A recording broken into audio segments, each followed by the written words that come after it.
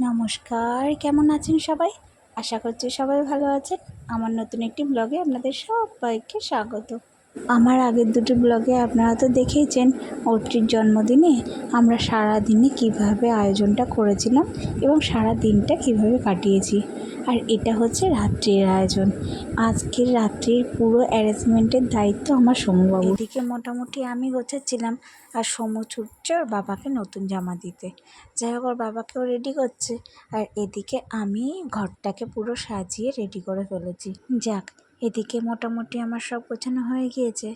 এবার চলুন মোমবাতিগুলো ধরিয়ে তারপর আলোটা অফ করে তারপরে গিয়ে অর্চিকে ডাকবো। ওদিকে সমু পাপাকে রেডি করে দুবার নক করা হয়ে গেছে। চলুন তাহলে ওদের ডেকে নিয়ে এবার সারপ্রাইজ। যাই হোক, চলুন তাহলে এবার কেকটা ঝটপট করে কেটে ফেলা যাক।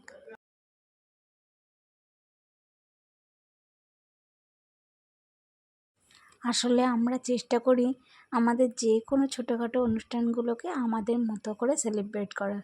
যাই হোক, রাত্রে এই প্ল্যানটা পুরোপুরি সমুর। আর আমরা এইভাবে চারজন মিলে রাত্রেবেলা যে কোনো ছোটোখাটো অনুষ্ঠানে এরকম পার্টি করে থাকি। দেখুন, মিষ্টিও আমাদের দেখে দেখে শিখে গেছে।